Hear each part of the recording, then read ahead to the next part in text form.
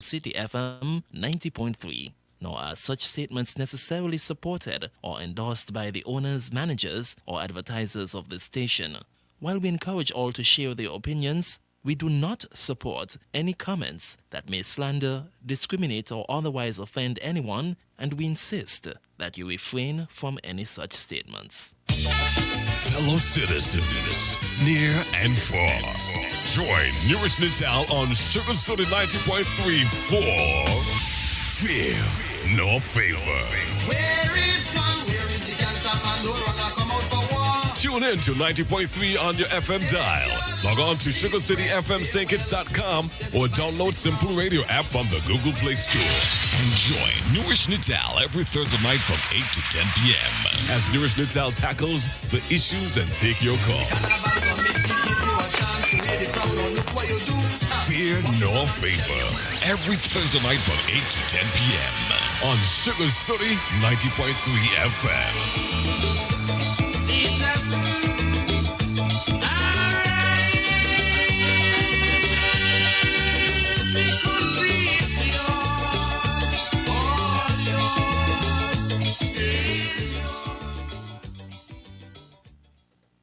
Good evening and welcome to Fear No Favor. I would like to deal with a few topics this evening, some a bit controversial, but must be spoken about. Let us look at the introduction of parole for persons incarcerated.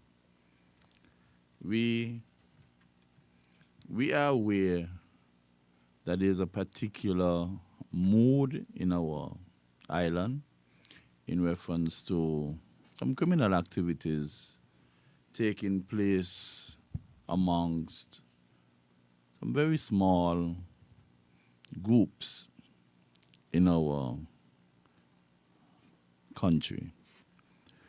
However, we have to try our best to get to the root of that problem and see if we can move not merely forward alone, but with upward mobility, improving on the perception that persons would have of us, and make sure that we can benefit from foreign investment and also visitors, arrival, and stay over to our lovely St. Kitts. So we have to work on that. Now, we have persons who are incarcerated, and sometimes, based on the mood of the land, we tend to throw a blanket over every inmate who is incarcerated. And that is rather unfortunate. There are some persons who would have committed one crime, and that would have landed them in prison for an extended period of time. And while they are there, you have persons who may become for shorter duration, leave, go out and come back, go out and come back, go out and come back. You call that recidivism. Persons are just recidivating. And as a result of that, sometimes we wonder who should take the blame for that extent or high degree of recidivism. That could be a debate in itself, because it's just not the individual who must take all the blame. Yes, they have to be blamed, but the system and the persons working within the system as well, and maybe the rehabilitation programs that are part of our prison environment. There are persons, like I said, who might have done one single crime and would have been given a protracted sentence. Whilst incarcerated, People go through rehabilitation processes. People of good industry, and they're well behaved. And many times they are deserving of being released before the stipulated time. And I think it is high time that the government starts to consider parole. And many persons can be released conditionally, and over that period of time, once they would have conformed to the conditions, then it can go into full-time release. But a parole is important. Persons, despite being incarcerated, they must benefit from discounts. Discount for good industry, discount for good behavior, discount for being an example to others. And it is unfortunate that some persons are doing life in prison. That means that you have letters, L-I-F-E, as opposed to maybe 18 years. If they give you 3 years off of your 18 years, that would leave 15. But if you're doing life and they're giving you a discount for whatever justifiable reason, X take away 3 is equal to X take away 3. There's absolutely no difference. In other words, that individual would not be able to benefit from the discounted action taken on the time that they're serving. We cannot throw a big blanket over everybody. You have persons who would have committed a crime, admitted to committing the crime, and exhibited remorse. Genuine remorse.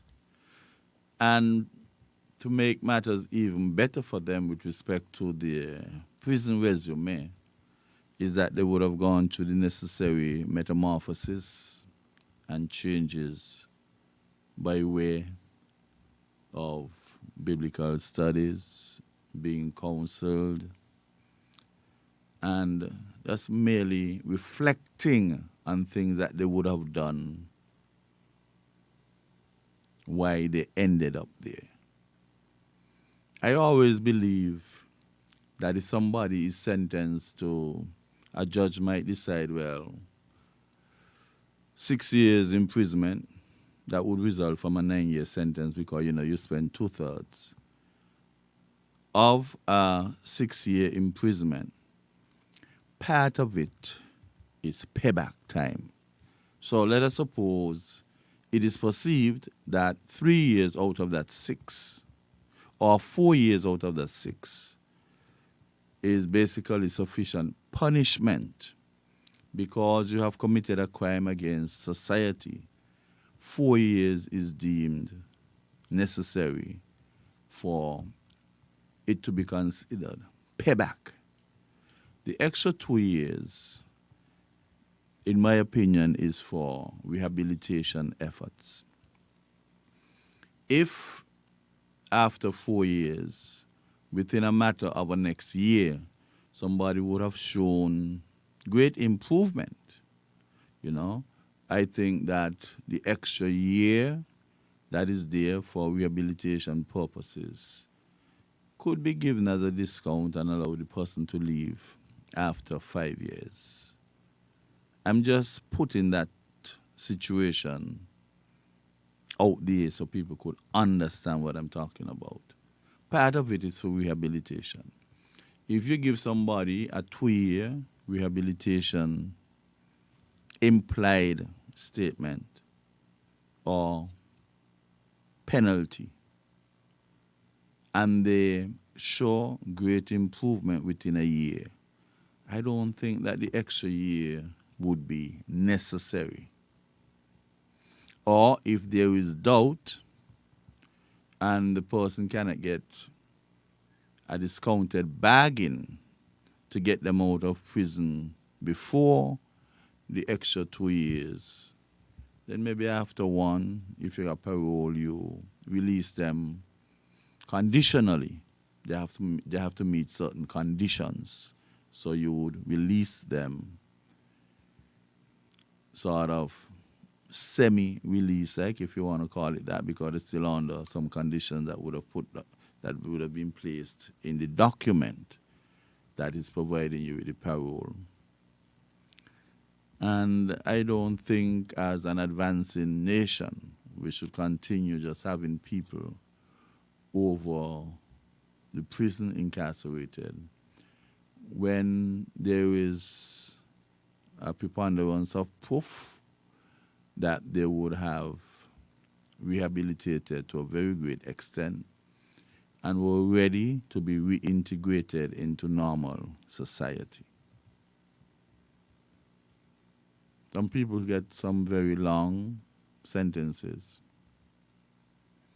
and they would have learned their lessons well.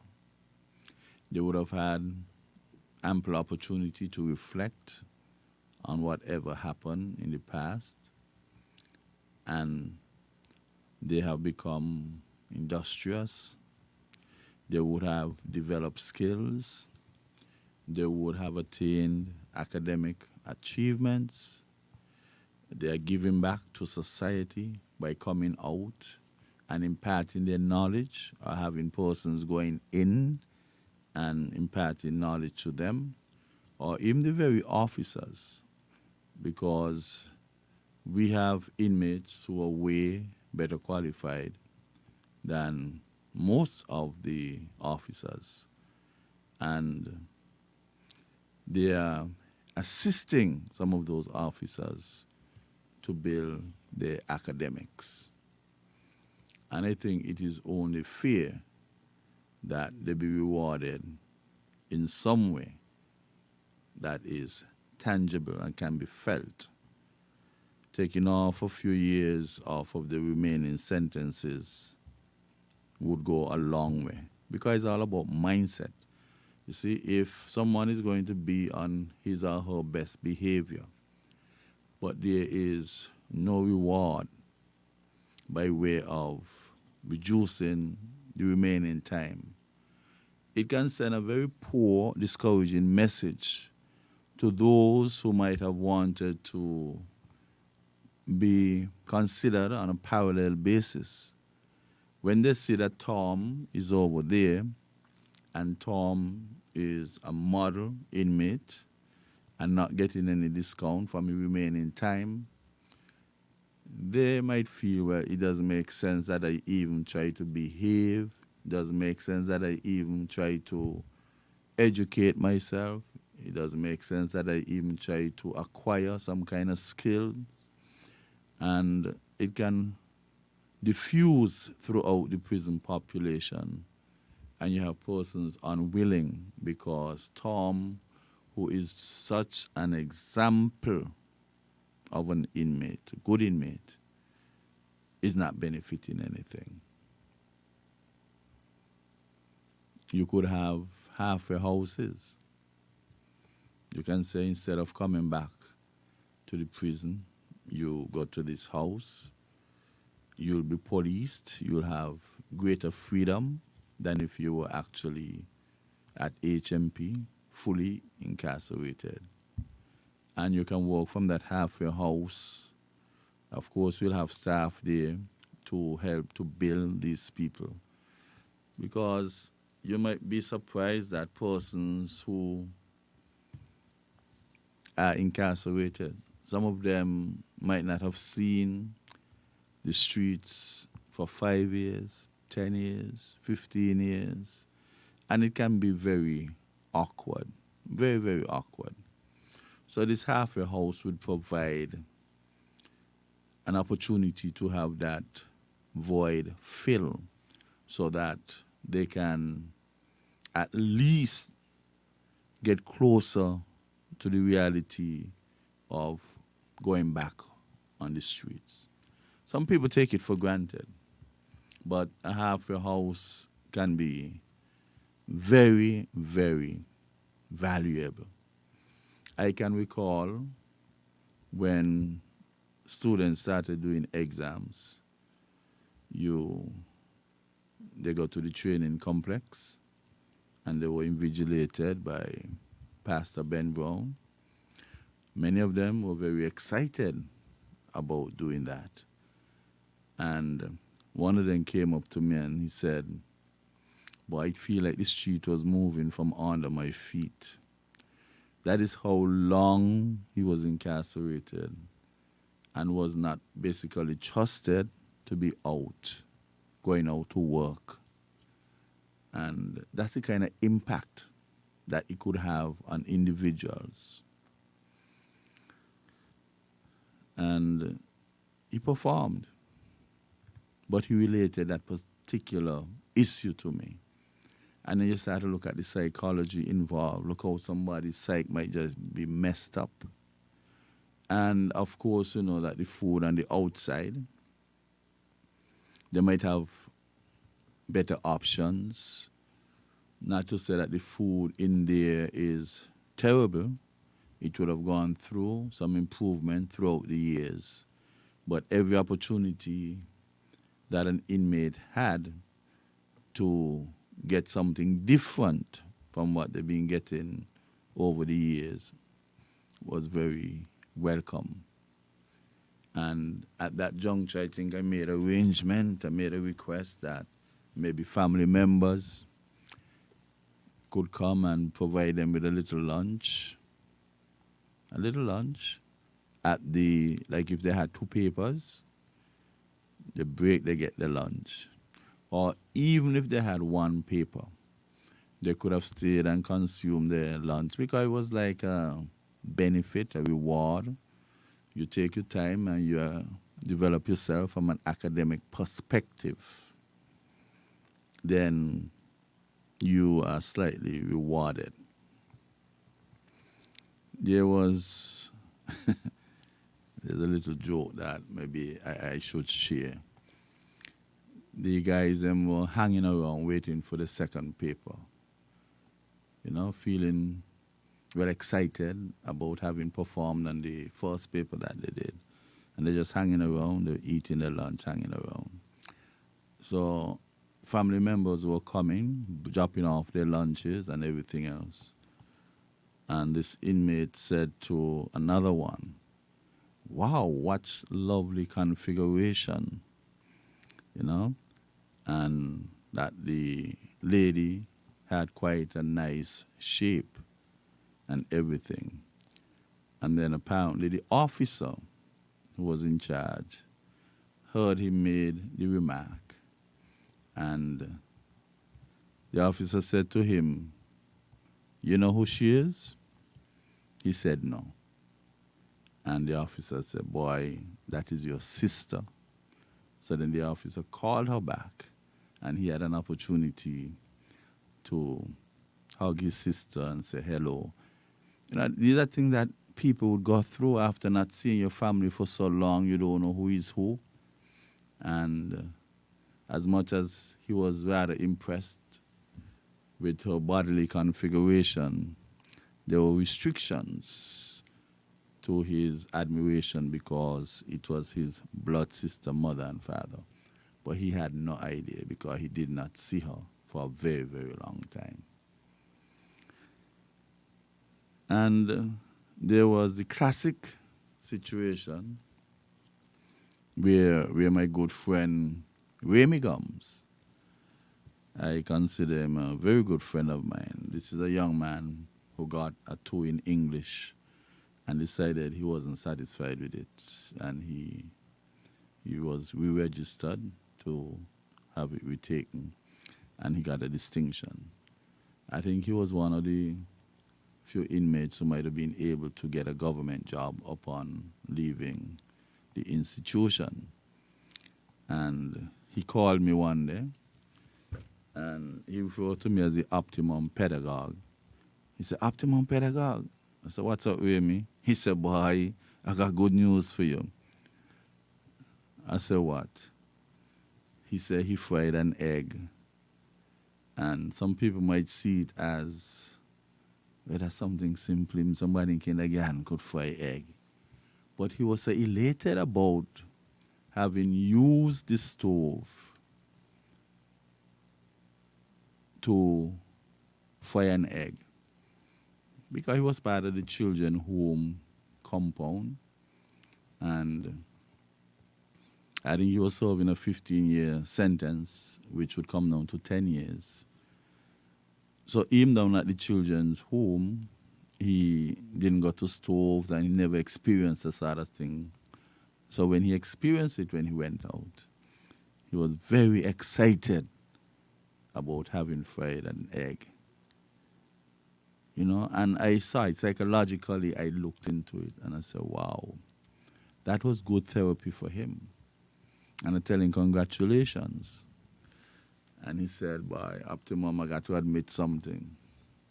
I had to call me madam because he's a teacher.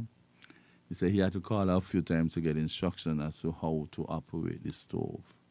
You know, the gas stove, they got the 4 burners and this here, there, and that there, and the oven in between. And we had a laugh about it. So sometimes technology would go past a lot of the inmates. Some of them served such a long time.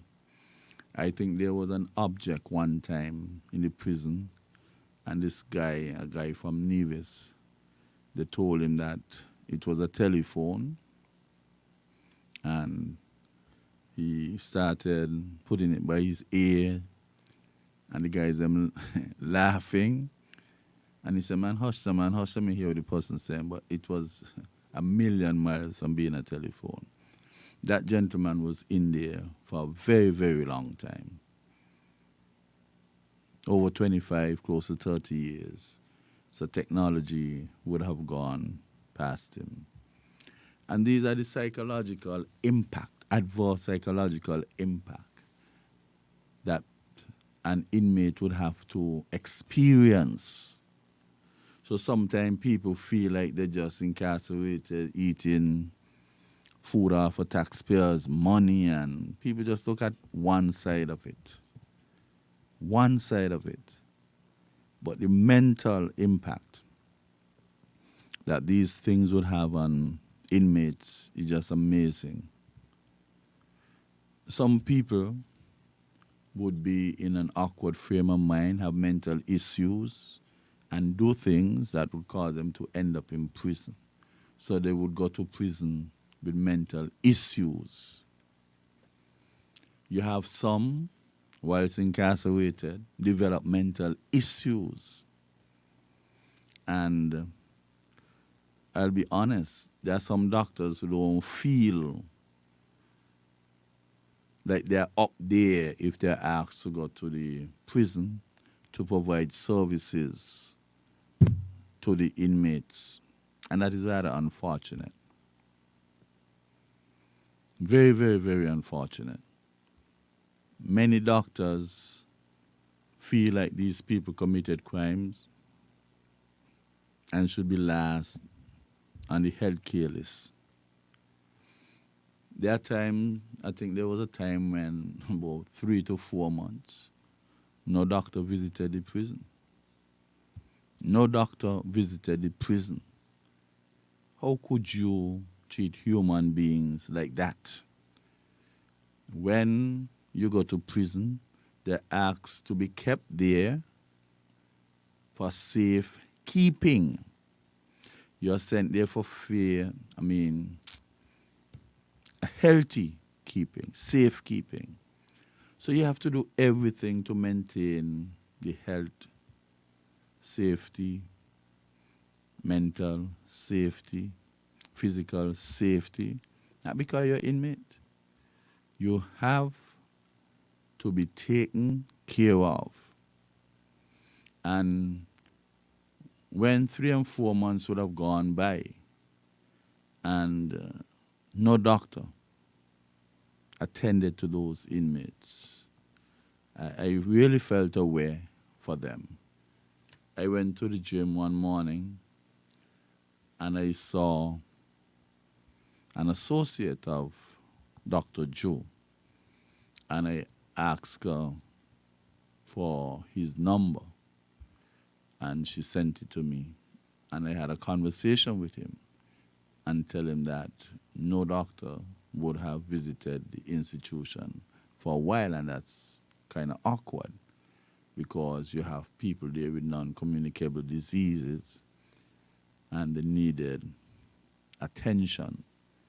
And immediately, if not sooner, Dr. Joe rose to the occasion and he went to visit several of them who were really in need of seeing a doctor of his qualifications or specialization. He's an internist, and he looked at those sort of stuff there. That's his category of persons who he would provide health care for. And it so happened that some persons felt as though he was supposed to be the doctor that was coming and wasn't coming. You see how things could happen? They felt like he was supposed to be coming and he wasn't coming for that period of time. So we had to explain to them that it wasn't his duty. He wasn't the doctor assigned to the prison. But out of the goodness of his heart, he took things into consideration and he came to the prison to attend to persons. I think that he was also given an audience. I think it was Dr. Superintendent Weatherman, Superintendent Dorset, who provided that opportune time for him to have a conversation. And that was most welcome. Because the funny thing about it is that sometimes you have inmates looking after inmates. So imagine that you're given pressure tablets, pressure medication, and without even knowing what someone's pressure was like, you are administering medication for pressure to that individual. But if you have high blood pressure and you get medication for that, and you keep on taking them, there's a possibility, a very real probability that the pressure could go low at some juncture. And some people who would have experienced low blood pressure, then it is very devastating, could be very, very devastating. And that is an issue, the medical attention. Like I said, some went in with mental issues, some developed mental issues while there. And for some persons who might be bipolar disorder or suffering from other ailments, mental ailments, sometimes it's about 4 different medications you have to take. And there were times when the prison would be short of either 1 or 2 of those medications. And there was no hurry to make sure that the shortage was taken care of. So persons would have suffered as a result of the lack of total package of medication. And that would just cause them to deteriorate over a period of time. Some of them behave in a kind of way. Some officers had no clue as to how to deal with those guys with mental issues. I saw an officer one time struck this fair-skinned gentleman who used to be in the vicinity of the police station walking around, struck him in his head with a baton. I swear it was wood on top of wood. And it was very unfortunate. You see, when you walk at those places, you have to be compassionate. You have to understand But sometimes could you really blame them because they're not trained to do that? They're not trained to do that. And as a result of that, some people get some ill treatment at the hands of certain officers.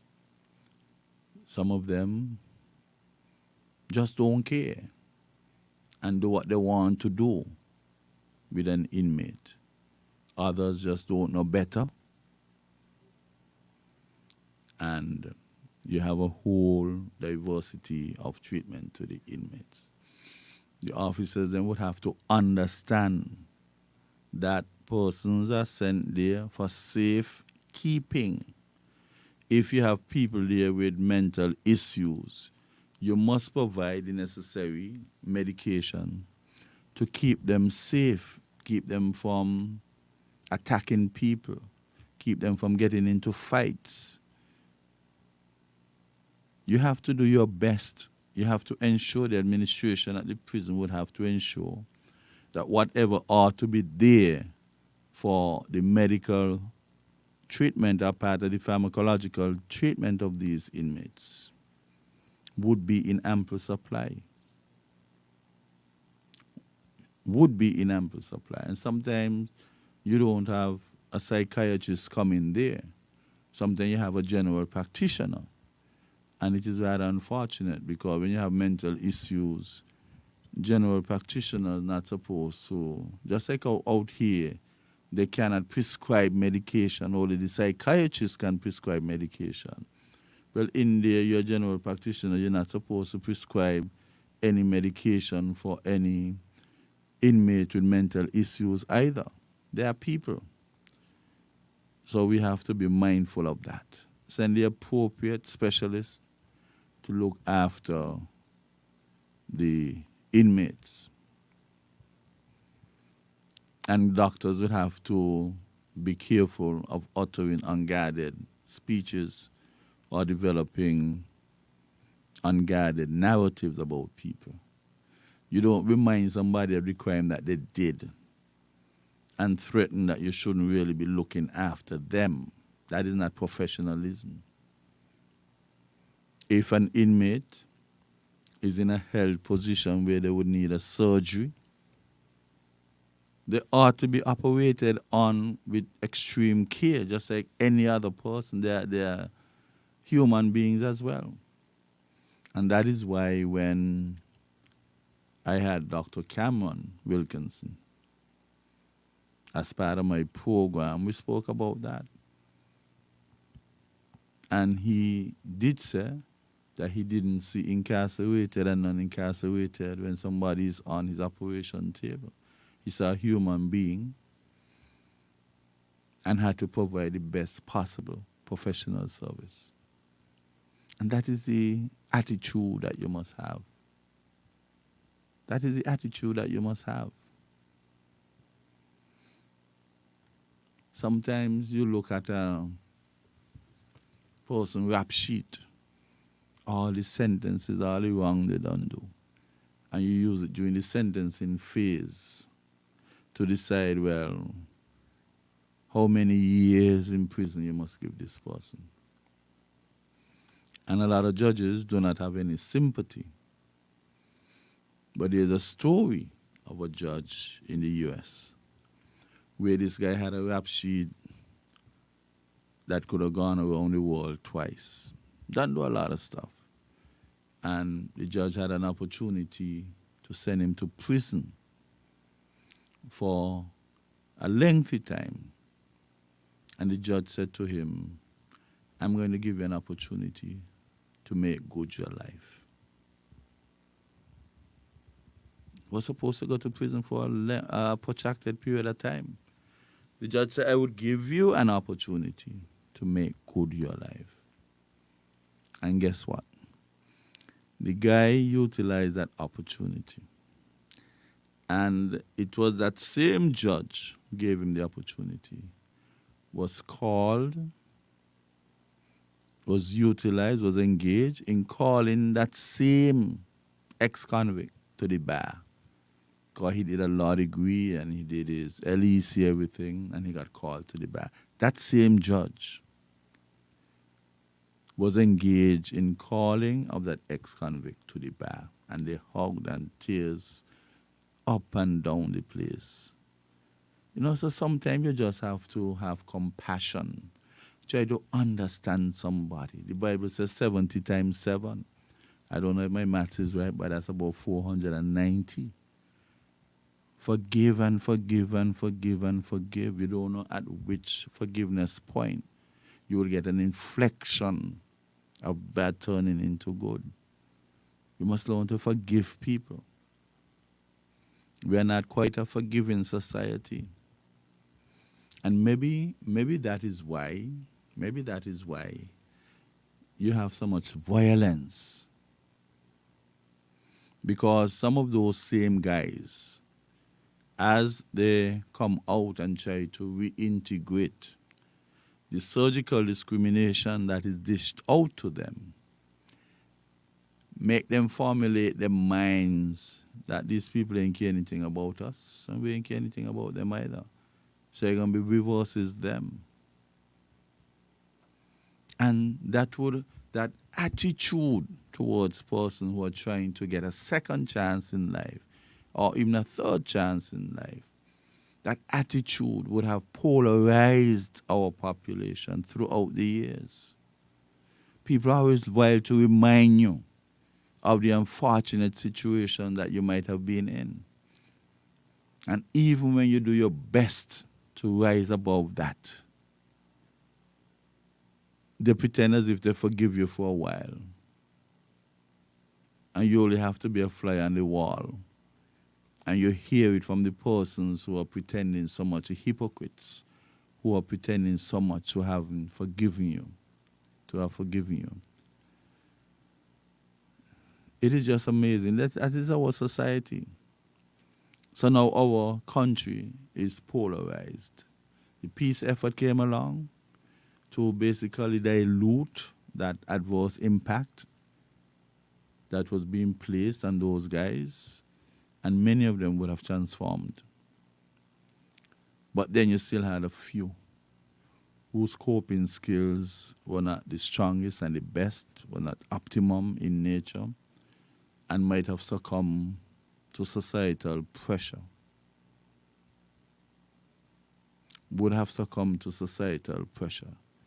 And I think that it is high time that the government, whatever laws they have in place, whether it was just a mere practice or there are laws, written laws that say that if you are being to prison, convicted, you cannot come out and be a part of the government administration, cannot work for government. Many persons would have suffered from that. But interestingly, Remy Gums went over to Nevis, and he was given a job to work within the Newrish Nital administration. And I thought that that glass ceiling was really destroyed. But it never got a chance to be operational in neighboring St. Kitts. We have to done with that. We have to done with that, because the reality is there have some people working for government who more, put it in colloquial term, more thief than people who went jail for thieving. You have some persons working for government that would have committed more serious crimes than others who went to prison for less serious crimes. There's some kind of protection mechanism in place to prevent them from going. But the old shine who they had recidivating for a tin of beef, a pound of corn, 2 onions. You know, you have persons who would have done things of higher magnitude, but they have the protection. And that is where the problem is. That is how we divide society without even realizing that we are dividing society. When certain persons carry out certain antisocial behavior, criminal activity, You call it blue-collar crime. And when those higher up and those with the protection carry out their criminal activity, the blue get washed out. They put Clorox on it. So you go from blue to white, become white-collar crime. And most things with these white-collar crime, a lot of them end up in the civil court rather than the criminal court. And if you were to remove some of the protection offered to many persons, you'll be surprised that maybe they might have to swap. Maybe the good ones would have to go to jail for protection and the bad ones stay outside because the jail wouldn't have the capacity to hold them. We must always be forgiving. Give people second chance and third chance. Like the Bible says 70 times 7, so who the hell is you? Who are you to decide no second chance, no third chance? And sometimes these people turn out to be some of the most productive individuals, contributing to the overall national development, whether by way of services or providing goods, contributing to the gross domestic product. And sometimes these same people, due to the experiences, would come out and be of good counsel to youngsters who seem to be traveling that very broad path and rein them back in. We have some persons pretending to be professionals, as much as you might have had the theoretical training.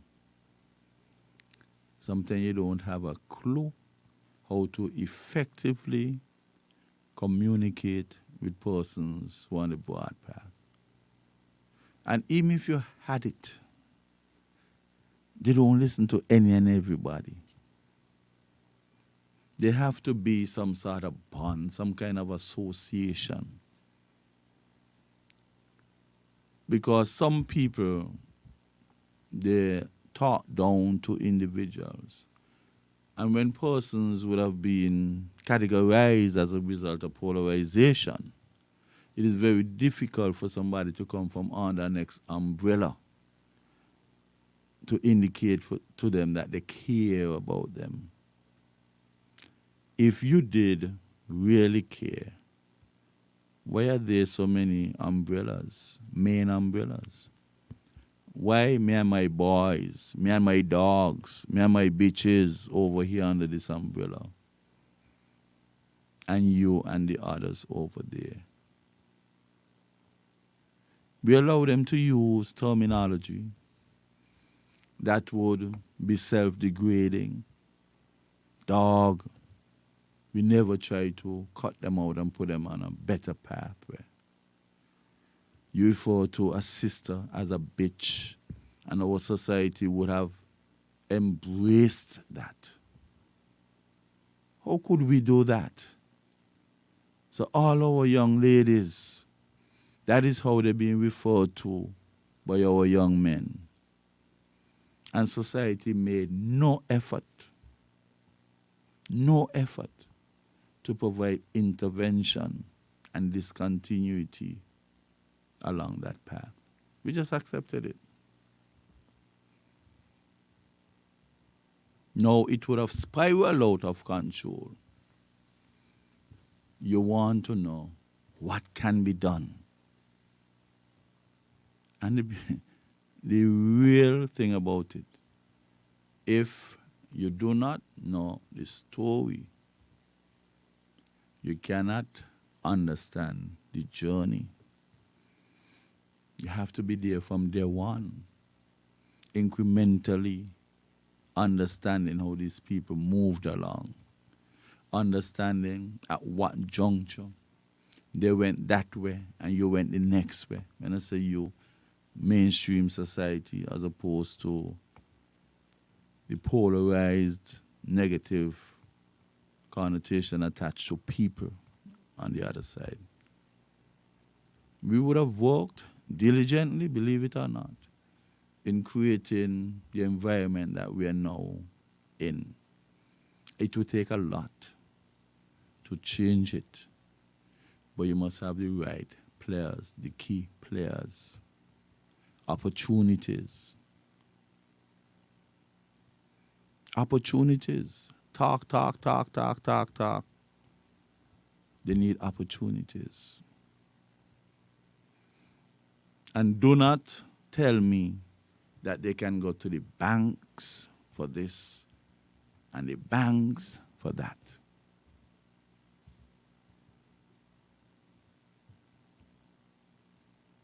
Some of them just would not get through.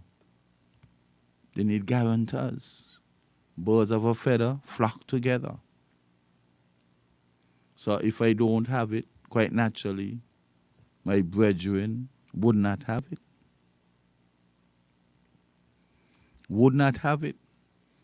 One of the most difficult things happening in our society is for persons to try and get a guarantor for a loan, even sometimes $2,000, $5,000. Very, very difficult. Nobody put in the name on any paper for anybody. Imagine you want $10,000 and the bank's telling you that you have to be 100% secured. So you have to have $10,000 on the bank in order for the bank to lend you $10,000. So some people feel that people are just so foolish, so disrespectful to people. And when you do that to people, right away you get categorized as the enemy. Because you telling me put $10,000 on the bank for you to lend me 10, so you're lending me back my own money and charging me for lending me back my own money. Yeah, sometimes you say, well, if you got 10,000 on the bank and we keep it as security and you come and make your payments, by the time you finish, you still have something built under 10,000. How many persons would have tried that and just fell short, consistently short? So at the end of the day, your 10,000 that you had rest down for 100% security, that they're gone in, only for them to tell you, well, you got another 2,005 because that's the interest. So your 10,000 gone, and you have an additional $2,500 as interest. And they don't have any more money they kept on your account. So you have to go do what you wasn't getting done to get that 2005. And you know the funny thing about it? Life is very, very unfair. Imagine you have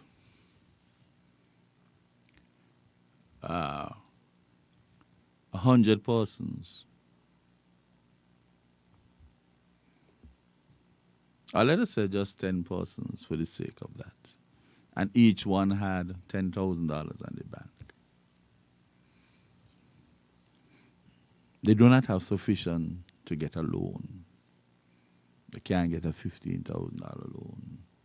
They don't have anybody to co-sign. So 10 of them, they have $10,000 each. So that's $100,000.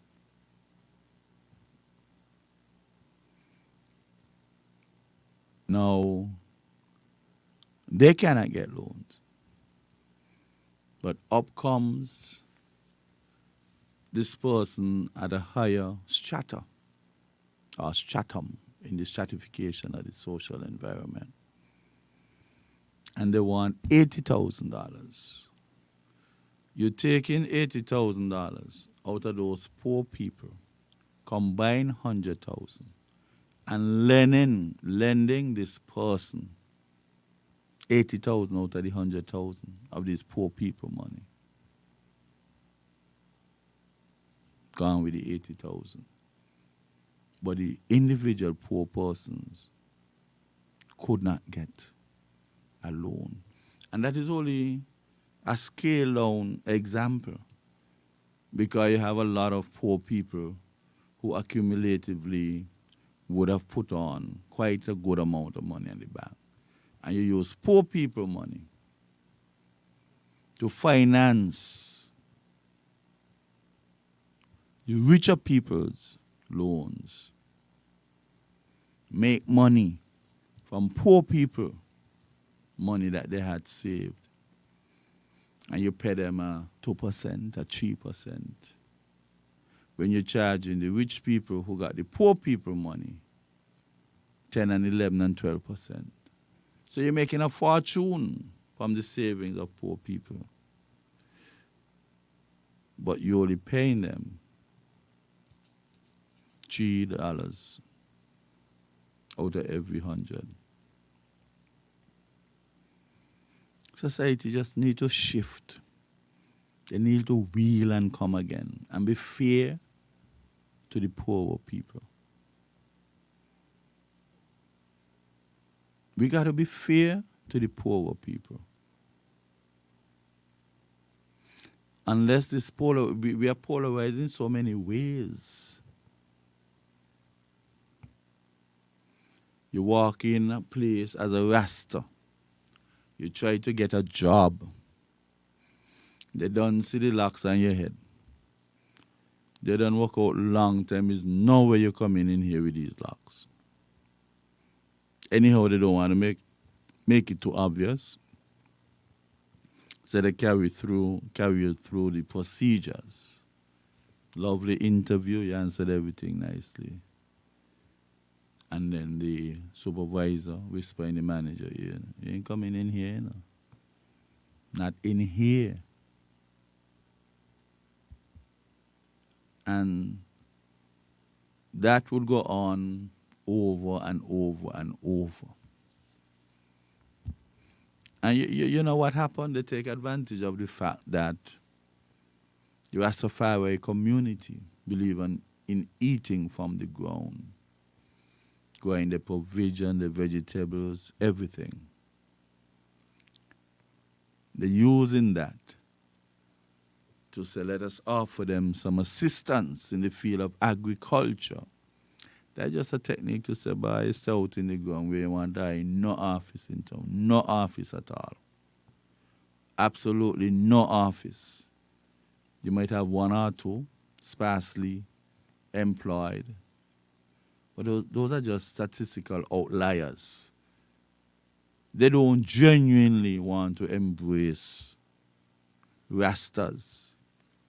They do the utmost best not to employ them and have them around on a frequent basis. Whatever you want to provide work for them, you make sure that 90% of the time would be spent outside of the office. Polarization.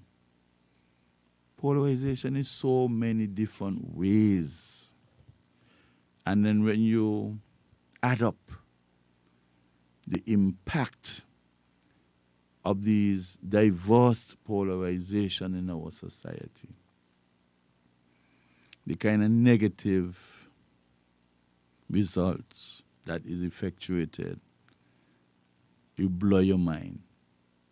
Everybody, too many categories of polarization.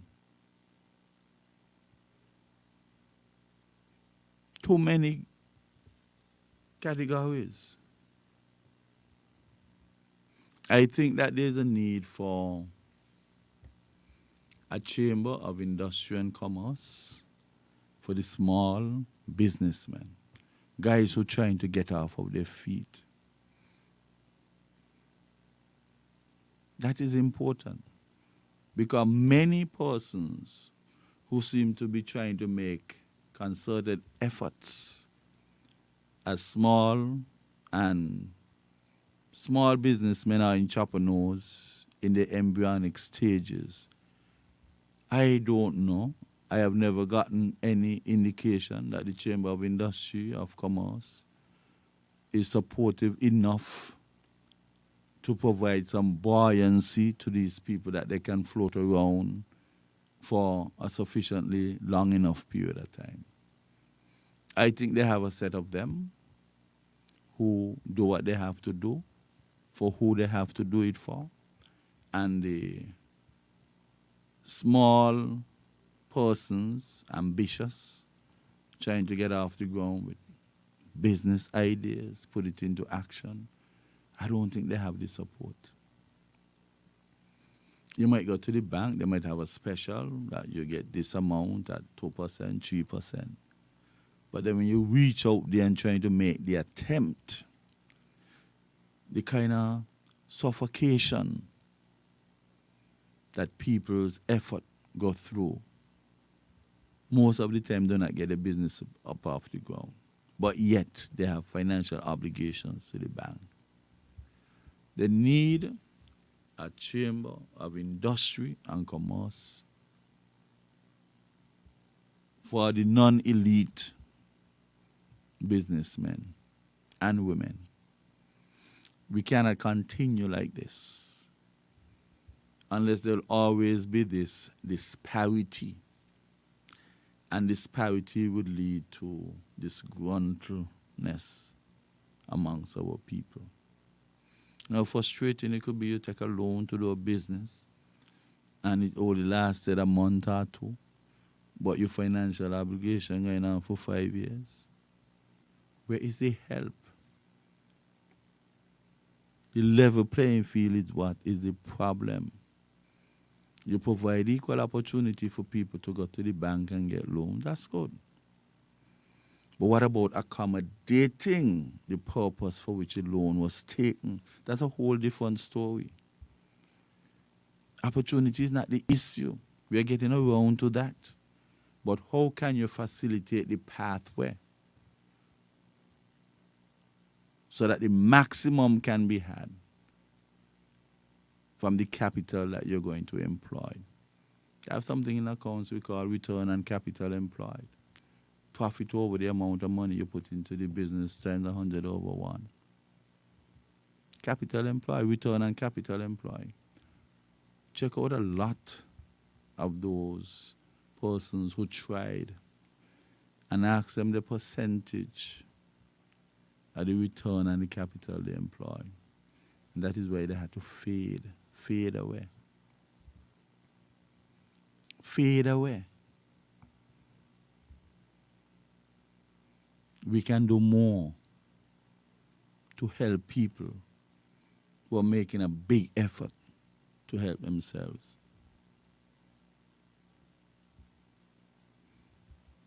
And I always believe that if you're going to give out homes to people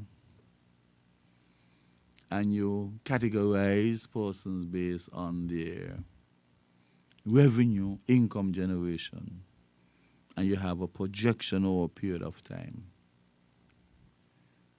even though a house generally, say it costs $120,000. Some people, let us say it's a $120,000 house. Let me put it that way. Some people might get 10 years, 15 years, 20 years to pay it off. But the longer the time, the more you would pay back because you have to pay back more interest. Why not give a poor family who would be at a turtle pace generating the necessary revenue to consistently pay for the house because they don't want to become delinquent. But they are suffering on the inside because the effort is a little bit beyond them. But they don't want to externalize that. What if you have a $120,000 house and you look at the salary of a family and you say, look, this family would pay $80,000 for this $120,000 house. We must have something where we can subsidize that reduction. And each person's case must be examined on its own merit. Not because it's a $120,000 house. Some persons can be given it for 80,000, 90,000, 100,000. And there are some, we have a call, we have some who can actually manage the full 120,000. Good evening, welcome to Fear in Our Favor. Greetings. Greetings. We are listening, and we just tuned in because we was doing some work and just scanned the radio station then and we don't step on this station, Once you pass it, you got to stay. It is addictive. Okay. No, you make a point. Even in my old age, me never take a loan from bank yet, No? No, me have never done it. You born with a silver spoon in your mouth or what? Beg pardon?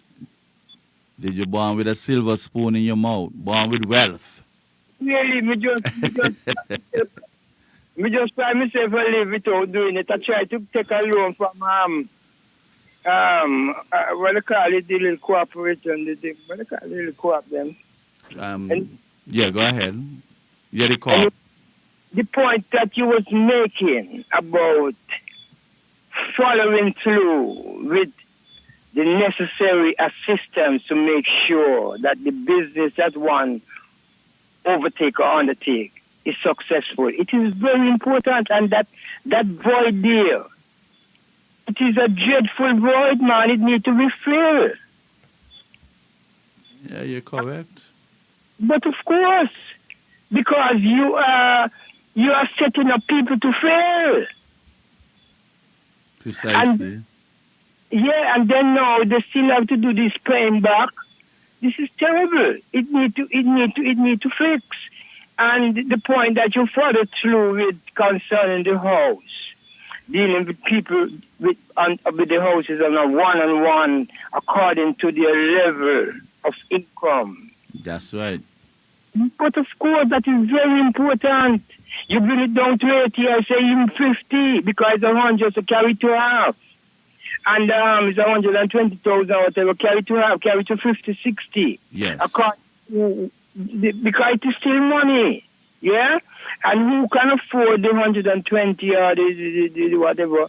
It's just according to the income that is coming in, and you would have done your due diligence. Due diligence, right? Yeah, to know that it is so with the family. It is so. What they are saying is so. There is no gimmicks going on. And you enable people to be household owners in accordance with how their income is running. But this is not happening. And it is very sad. Very, very, very sad indeed. Psychologically impacting people. But of course, they're smiling on the outside, but they're hurting on the inside. Yeah, because they're trying to keep up with the Joneses, but with this rent, and this rent is too exact. It is too high for the money runnings go. And because the rent is high, people must be void of a shelter over their head and for the safety of the children. No, we got to be more analytical than that. We're too superficial as authorities. We are too superficial. We got to go oil deep and examine each case on its own merit and see how best we can subsidize that person. A rich man can envy a poor man because he had to pay 120 and the poor man only had to pay 80,000. Of course he can't do that. Because it is in accordance with how the money runnings go. Of course. The money runnings differ to one who you understand. But yes, you see, Ichu, the problem is most people like that disparity, that gap between you and if you ride a bicycle, you ride a tricycle, then they get a Jeep, you must not reach up by a car unless they want to buy a space shuttle. You not maintain that disparity between you and them because it's all about social stratification. Who higher up than who?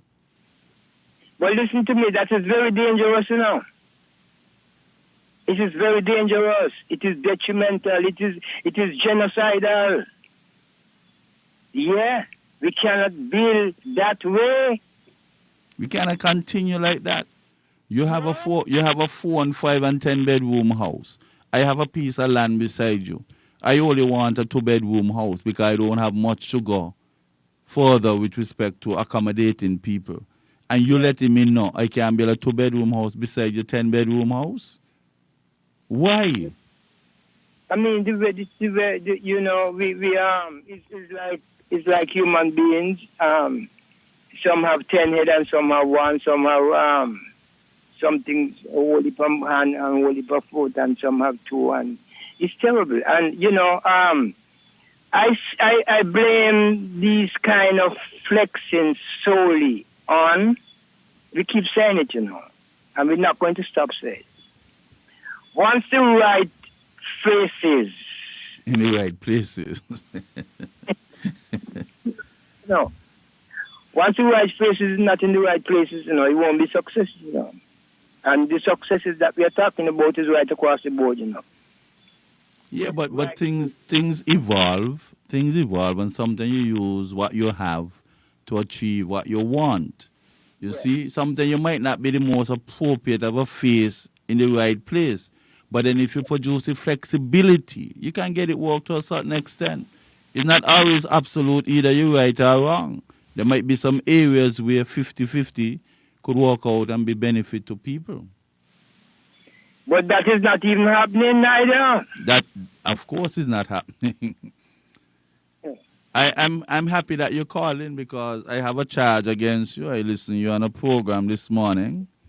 Yeah, I know you have the chat. Go ahead, tell me. I have a charge against you with Go ahead. respect to Dylan Byron Messiah. Yes. Yes, I want to debate that with you because I'm not in accordance with your perception. You understand? Everybody entitled to their own opinion. I agree with that. And I think you all went overboard when Jamster would have said that his name should change to Mafia, not Messiah, because Messiah is too strong a word and decent a word for him to be carrying with that kind of lyrical content. I did endorse And then that. you did endorse that Mafia might be a better word. Yes. But we have to be fair to the young man. Go It is not a hobby, it is a career. And when you have something as a career, you got to be productive. You got to bring in the stuff, bring in the money. And he and his team would have done their research and they realized what type of lyrical content would make it out there. You understand? They went to search for the market. They found the market and they realized if we push it this way, we get people patronizing our effort more than if we push it the other way. Yes. And people have a choice, either to listen or not to listen. And I don't think that his song, the lyrical content, was instructive. He's not instructing anybody to do anything. It was informative. Basically, a reflection of what's going on around us, whether or not we want to accept it. Yeah. So I don't know. Let us talk about it because that was something on my plate for tonight. You listen to me. Yes, go ahead. I hear you. You know. Yes. You see, it's something like democracy. They say, you see, democracy. They say it is. I think but democracy. There's something said about democracy. With what being said, it is said that democracy is a mistake. And listen, democracy says that the majority win. The majority is the winner. And listen, the majority, yes, could be the winner, but winner how? Because the majority could be wrong. That's right. You with me? Yes, I'm following. So if the majority, according to democracy, the majority is the winner. The majority get the crown. But that don't necessarily so because we just confirm on that. So I said that to say this. Yes, the market is out there for such content. Yes, it is. Yes. Remember, I live in Jamaica for years, and I was sure with them, and I see certain things. I see this, how them, I see certain moving up and them lyrical. But let us be realistic. in terms of being our brother's keeper in the earth. Because this is not no, the way earth warnings are going on. Remember, we know what I somewhere else, so we took this, like the Vietnam thing where we make a reference to the one we're going on with the one who? Ukraine and Russia, right. Then just end up calling it World War. Yeah, because it would impact people worldwide.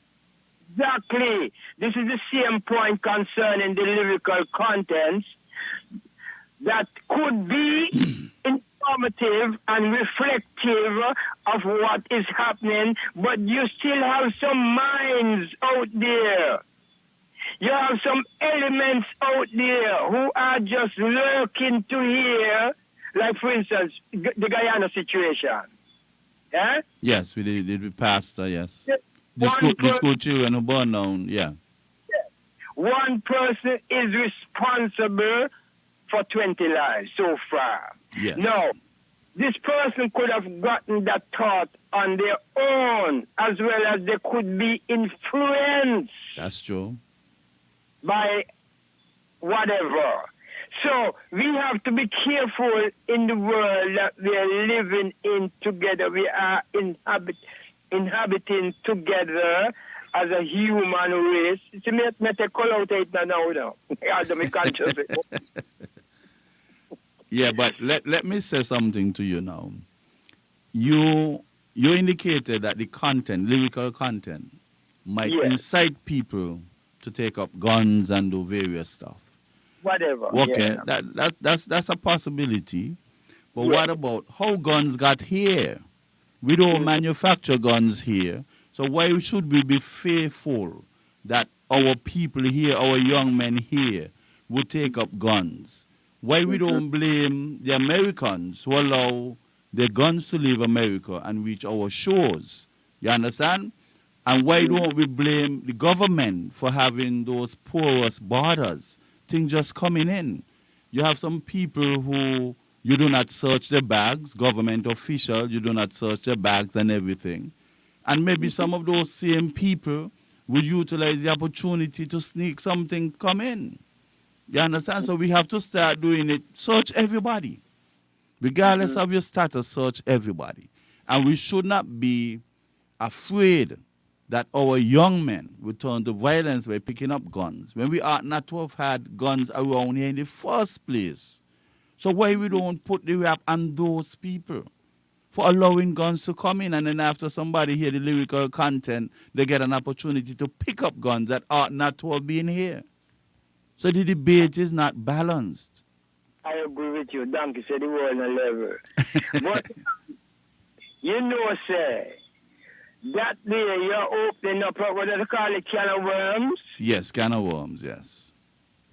But it is even more than worms. It could be scorpions. But listen to me. I'm going forward to that utterance. If we do not have the right faces in the right places, success to the you know? Yes. And most humbly again, if we do not embrace the philosophy and the motto one for all and all for one, I don't want to say the earth inhabitants doom, you know, but if we not get it right, it look like we can doom it.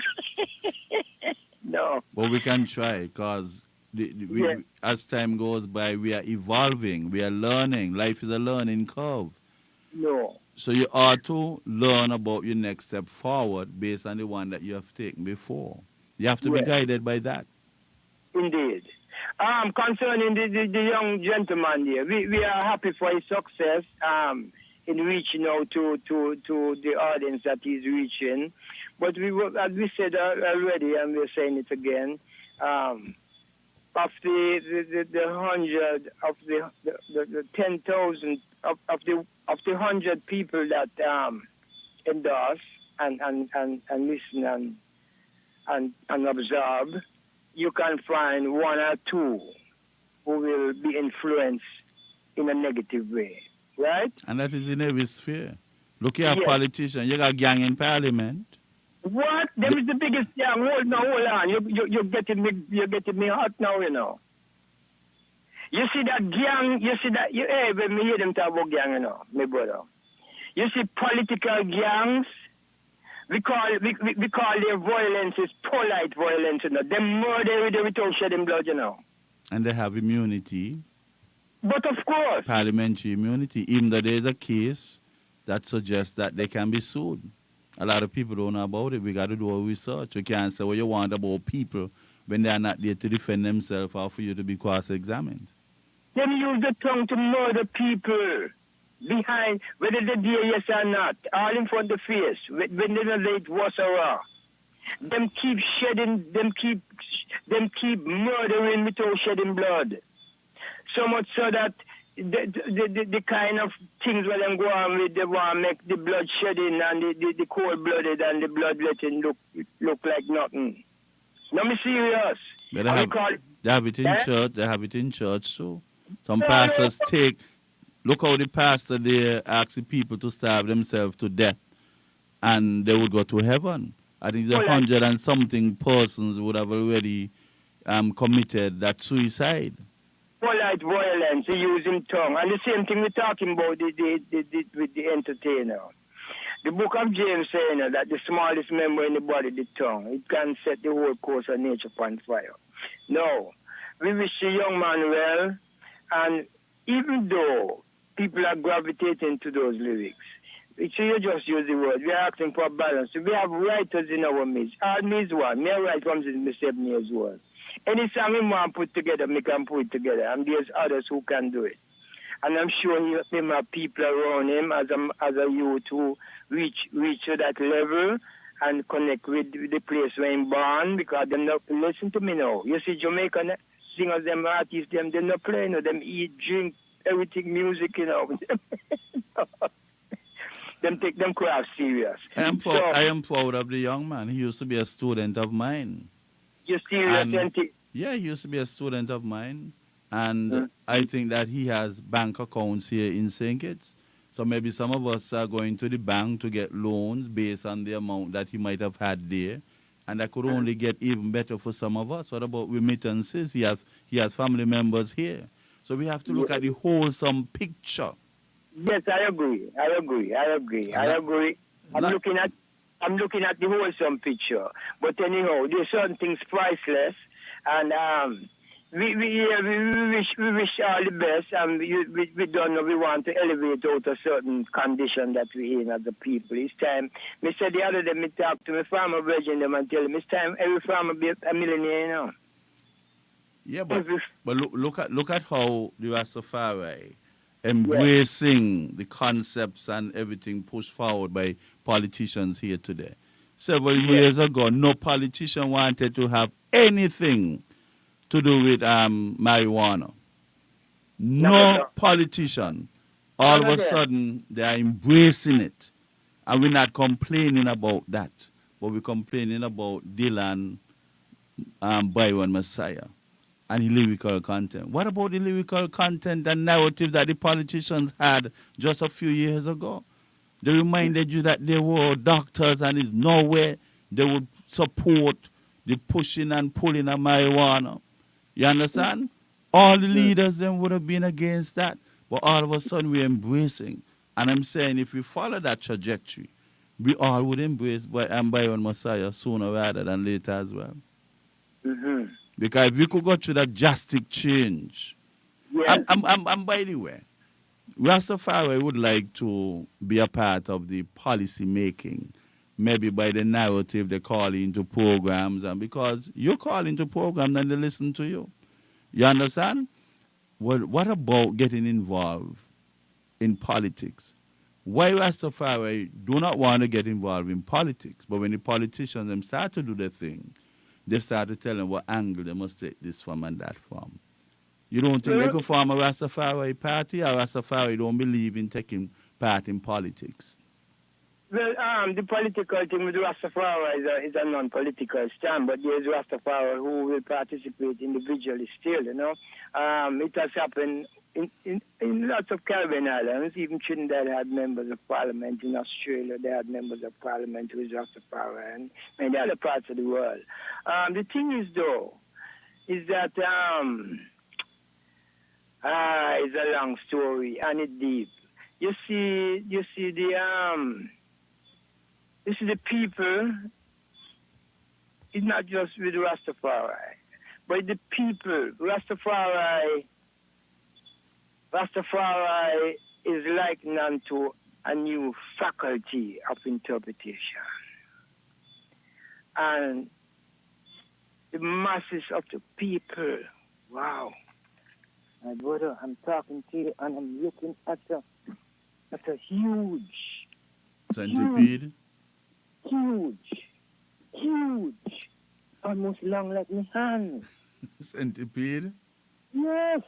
Somebody in the house making a baby. Oh, no, the little one there, not the big one, yeah. That's not all the thing, though. The little one, my baby. No, the big one, yeah. This line here, but me, I study it. Yeah, what we did there now? You're trying to explain why Rastas don't really partake. Yeah, the people, okay. You see, people like Marcus Messiah Garvey, you know, he deal with politics, he had the PPP. At one time when he won, I think is what election was, I don't remember what election that were, but he was in prison. Then he was informed that he won. But the people, the point I'm making is that the people ain't ready for certain consciousness. Yeah? And to put that into politics, the people are ready.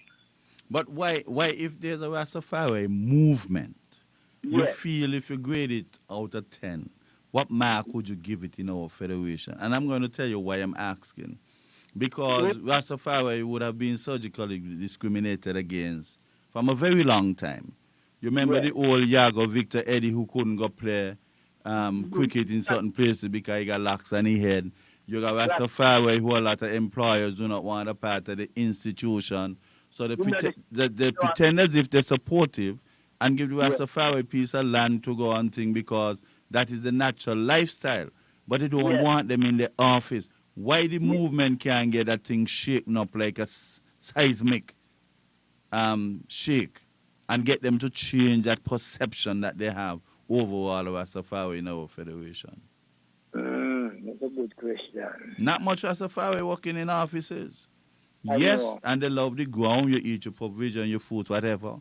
And I believe that is a kind of coward move by most people because they cannot stand to have the Rastafari in the building, in the office.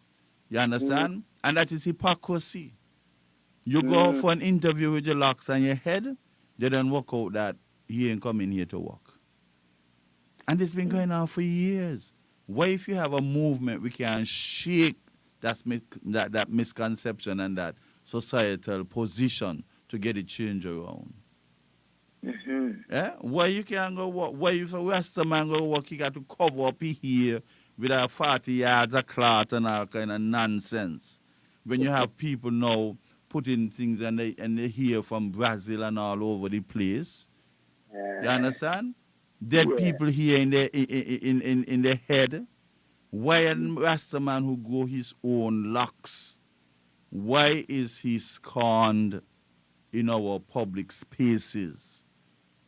I'm going to come one of these days, I'll come in studio and be answer that question and we talk more. Yeah? Yeah. Good time. Give Alice my regards, man, whenever you see him. Working hard. All right, come on in, you know. I know. Oh, That's my good friend. hard working Rasta man, hard working. You used to come on programs with me, you stop. No, me stop. No, Because I talk about the smoking, you make me enemy. But we have to be fair. Because I heard you on a radio station saying that in recreational use, you can get medical advantages. And that is true. That is true.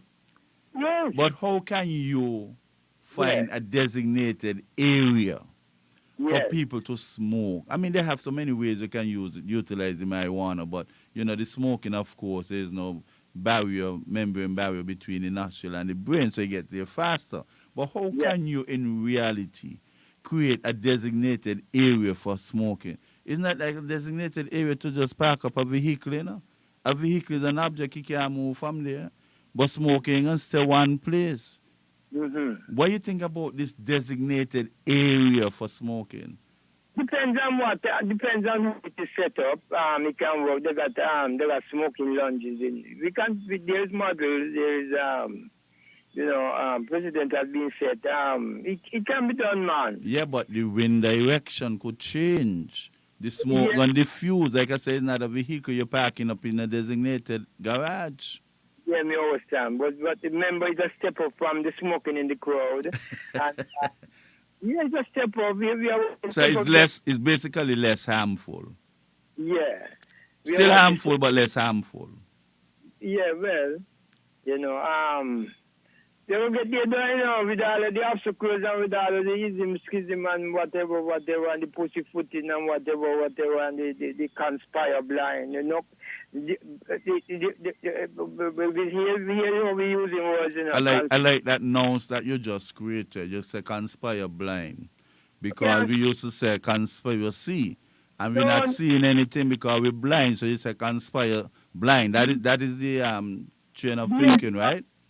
Yeah, it's conspire blind. If once they're sitting together with that, they're not seeing. It's conspire blind. And they're not going nowhere because they're not seeing, they're not going nowhere. Yeah, because you have to see where you're going. Not true? Of course. Good. Conspiracy, that's a negative connotation. Conspire blind. Yes, Announce that you have just created. I heard you use it this morning. And I'm very impressed with your verbal dexterity. But I want to ask you a question though before you leave. The scientists then would have indicated that smoking before you're the age of 21, you tend to expose yourself 4 times to the risk of developing marijuana-induced psychosis. Right? Oh. The scientists them on CNN and they did the research and whatever else. Dr. Fred in Jamaica said something different. But anyhow, let me what the difference between a Rastafari 10-year-old and a non-Rastafari 10-year-old? Because if the thing use it as part of their worship, and the 10-year-old is going to be a part of it, and we ignoring the science that is being out there for us to follow, when we allow the Rastafari 10-year-old to get involved, while the non-Rastafari 10-year-old cannot be involved. You see, the Rastafari 10-year-old, his body, he has acknowledged first and foremost, that his body is herb-friendly, cannabis. The information is here. His body is herb-friendly. And the second thing is his diet, or the way he consumes food, drink, whatever, is different. So therefore, those things is very important within the scheme of things, When you have a 10-year-old not Rastafari, and his style of living, I just don't call it lifestyle. That's how I do it sometimes. It confuses me because people are dead from lifestyle.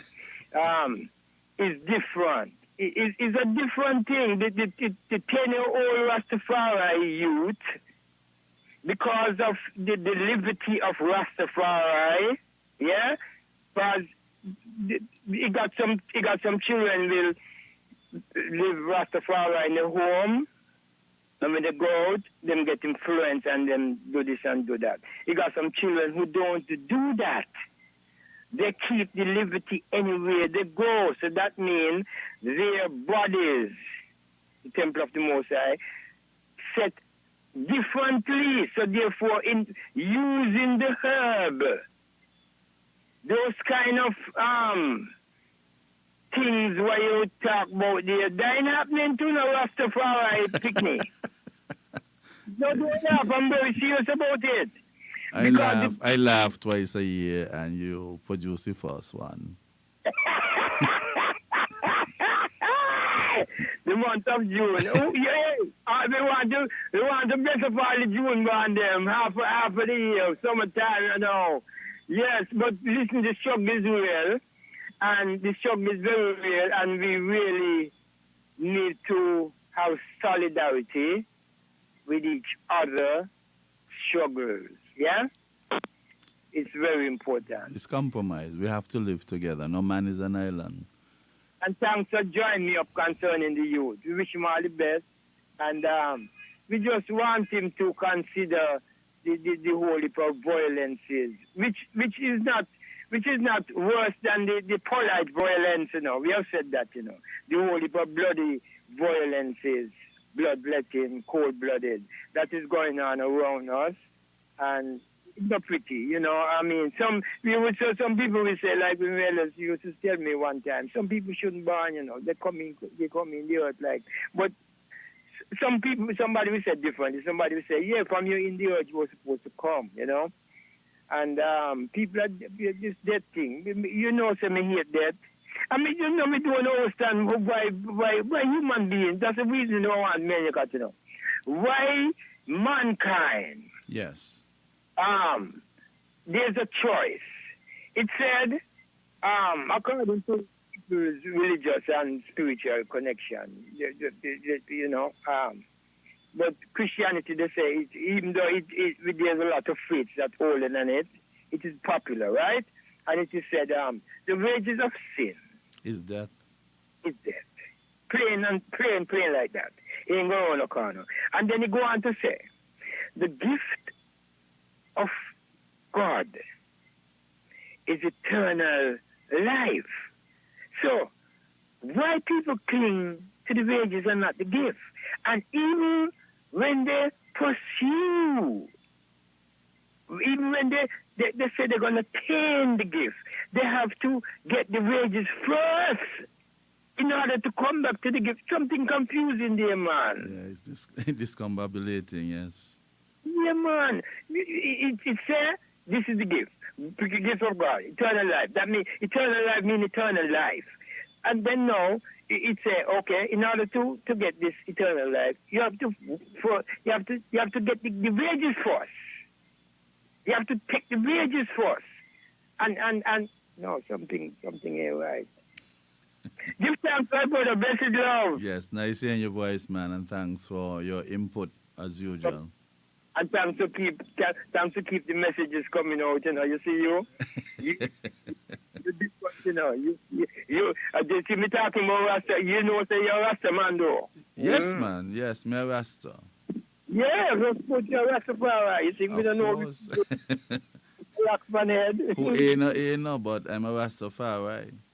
You know that. No, ain't no doing no, but Eli know. And you know me for years. Yeah, man, me know you're a Rasta man. Yes. Okay, take care. Could we take a break? Fellow citizens, near and far, join Newrish Nital on Sugar Soda 90.3 for Fear Nor Favor.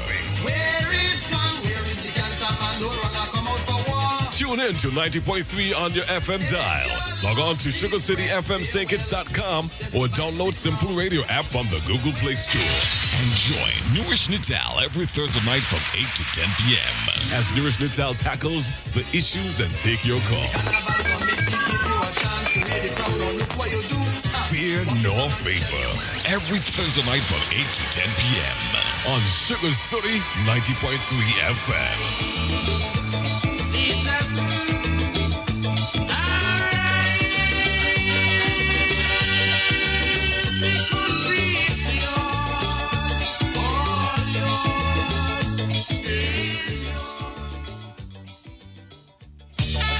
Fellow citizens, near and far, join Newrish Nital on Sugar Soda 90.3 for Fear Nor Favor. Where is man? Where is the cancer man? No runner come out for war. Tune in to 90.3 on your FM dial. Log on to SugarCityFMSankits.com or download Simple Radio app from the Google Play Store. And join Newrish Nital every Thursday night from 8 to 10 p.m. as Newrish Nital tackles the issues and take your call. Fear nor favor. Every Thursday night from 8 to 10 p.m. on Sugar City 90.3 FM.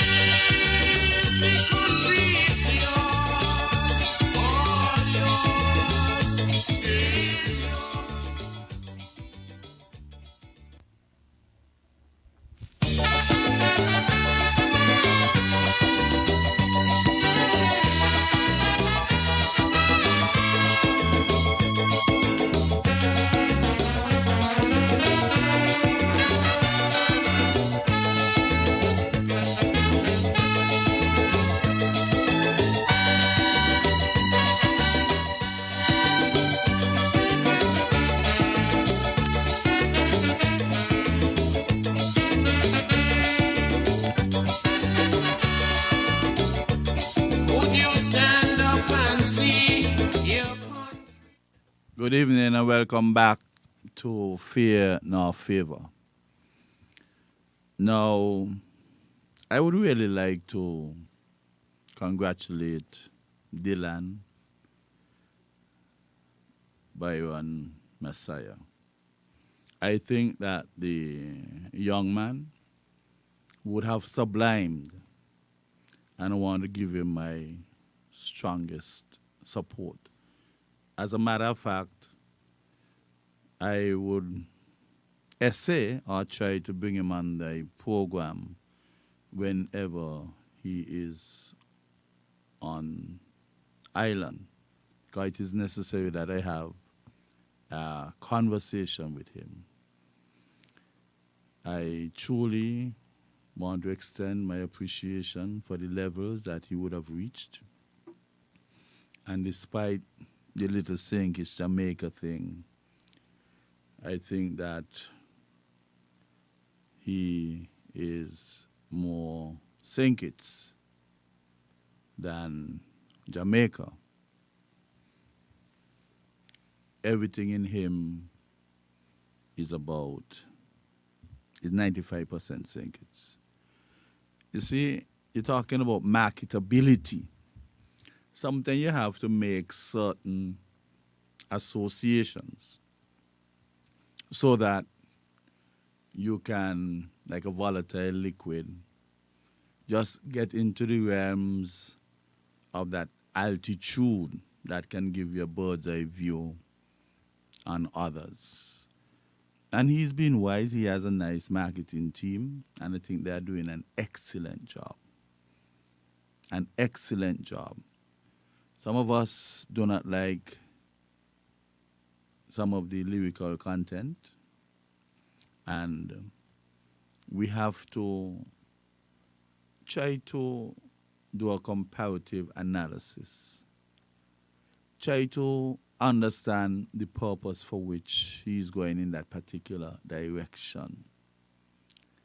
Try to understand the passion he has when he's performing in front of a big crowd. Let us say that that song was never there and he had to be performing elsewhere, because he would have. Compare the crowd that he now has with what he had before, and see the strides that the young man would have made. We, throughout the years, we would have listened songs, The Mighty Sparrow, the world best ever, Calypsonian. And he sang some songs that might not have been most palatable for those of Christian belief, but yet he has been ranked the best Calypsonian ever. He sang a song about cowboy justice. Cowboy justice. He sang so many songs. Little boy, you might not know me, but I want you to tell your sister that I'm here. Tell her Mr. Benwood Dick, the man from Sandy Grande. That's a little boy he telling that. a little boy, what about the impact it might have had on that little boy then? And what about when the little boy would have been grown to the extent where he can now understand? We have songs here, break down the back door, block down the back door, block down, and we have little children dancing to those songs.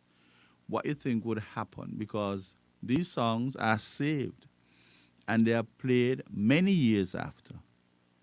And when, as an innocent minded child, I would have gyrated and get on bad in the street to this particular song, not fully understanding the lyrical content. And now that I am older, to explicate the meaning of that song, I might regret having responded in that particular way. It might impact somebody psychologically going forward. Can't believe that is what I was dancing to. But at the given moment in time, other things would have preoccupied the mind of individuals. And some people don't even examine the lyrical content, just the music. And we have to understand that. It's not everybody gravitate to the lyrical content and try to put meaning or to demonstrate what the instructions or the information is suggesting. And that's a fact. Not everybody.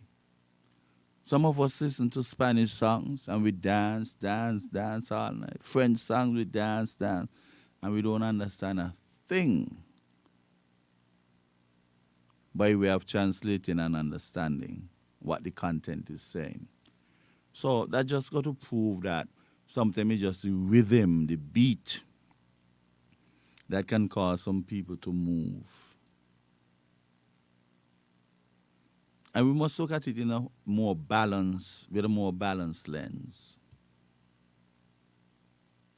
There are different components. People gravitate towards a song for different reasons.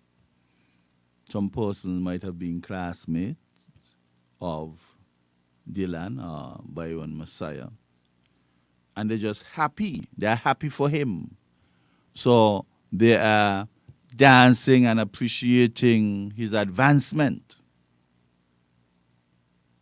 Some of them can't even sing 2 lines of the song, but all they know is a partner up there performing. And when you can be happy for people, that is where 50% of your life would ameliorate. Some of us can't come to appreciating other person's production. Some of us would never be happy for somebody else. Some of us like to extend hands, shake people's hand when on the inside is something totally different. So there's a tug of war going on. Some people, just because of national pride, decide that is a kittition, and I support in that. You understand? We have a Patriot team, and you can't find one kittition on the team. We have a big musical hit, and at the nucleus of it all is a kittition. And we can appreciate that. Sometimes kittitions can be very, very confusing. Very confusing. We have all kind of artists come here and do the thing on stage and indoctrinate our people differently. Some people lived off of the lyrical content of some songs that were here, and they were not the best possible teachers. We just have to understand that this world is an evolving world. It is not static, and people would have to learn as they go along. Charters used to complain that the people don't want certain type of music, and this is selling and that is selling. Well, if you want to make it and be rewarded for your energy and time and financial investment, you got to find that pathway. And having found it, You got to work out how best you can sustain that projection. Let us be happy for the young man. Applaud him. Don't take it out on him. Don't suggest that his name should change from the Messiah, because that is too decent and nice a word for him, too strong a word, potent a word. And he must change it to Mafia. I am totally against that perception. Totally. Part of the argument this morning, or the reasoning, was that he must be more balanced. Well, if he has a song and you're not so much in favor of some of the lyrical content, so you want him to be balanced, he might not be balanced in that song. Continue to follow him. And when he does his next 10, 15, 20, 25 songs, you tend to do your explication. Explicate his songs and see if there was a variety. And if the variety appealed to a wider cross section of society, then you say that there's a balance. Can't be a balance on one song. You want to get out there. You want somebody to notice you. I tell my English students when they're writing an English essay, the very first line that you put there should get the attention of the examiner who marking your paper, or anybody who reading it for whatever purpose. How do you prepare to successfully take examination? You got to study hard, eat right, rest well. You're going on a good chat, but you have to say something before that. You have to say something before that to catch the attention. Then you have to maintain the attention. Because if you start out lovely with an essay and somehow you did not end well, the examiner would say, man, he started out so good. Let me give him a 7 out of 10. If you start out poorly, the examiner done got a mindset, this can't get any better. Nothing that start bad gonna end good. So they done got a 3 or 4 in the head for you, even though you ended on a strong note. Even though you ended on a strong note, the initial perception and mindset with respect to grading your work would suffer if you start out on a bad note. Start out good, you end bad, you get 7 out of 10. But start out bad and you end good, the best you could end up with is a 3 or 4. I think that the young man would have done his research, and the key thing at the nucleus of his consideration is marketability. Marketability. Just embrace it. Embrace it. And we should continue to say that he is 95% Kittitian. If a cat born in an oven, it doesn't become a bread, does it? How many cats find their way inside an oven and produce young ones? Will you take out bread out of the oven, put it on the table, slice it with some cheese or some omelette or whatever? If a cat born in an oven, it is not a bread. Byron Messiah, having born in Jamaica, is a Kittitian who born in Jamaica.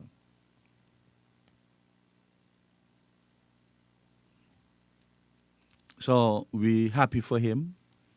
And I'm going to get him on my show, and I'm going to get persons to call in and encourage him and tell him how proud they are of his product. You know how I came about getting to know about Byron Messiah song, my daughter called me, and her little 3-year-old was singing words from that song. So you see, he's across the spectrum.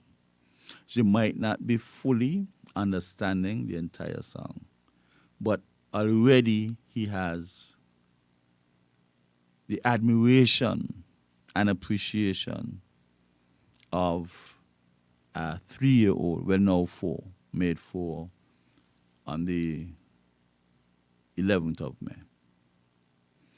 Well, and he's smart enough, he's a wise guy, very sagacious, very, very wise. He would realize, no, look at the spectrum of my supporters or admirers or people who appreciate my work. From 2-year-old up to 85-year-old, and maybe one or two of them centenarian that we have around here. And then he realized, okay, I have that. And he goes and he put something on the paper. I can be anything that I want to be. And he put out that for the little children. Put out that for the little children. So he would do some more examination of the spectrum of supporters and just write accordingly. Just write accordingly. It is possible too that he very familiar with biblical teachings. He might take a few teachings from our Bible and put it there to please the Christian-minded people. Could be a big hit. Sparrow put some gospel music together, and people loved them. Who would have ever thought that that would have been a train of thinking from the mighty Sparrow? So you go ahead in life. It's a learning curve, and you learn as you go along. And something would poke you to say, yes, we can try this angle. But those type of singers, sometimes all they need is one major hit. And when you don't make your name, you might even come up with a song that is not even 80% that. But because of what you would have already established, it is perceived as something real good. Real good.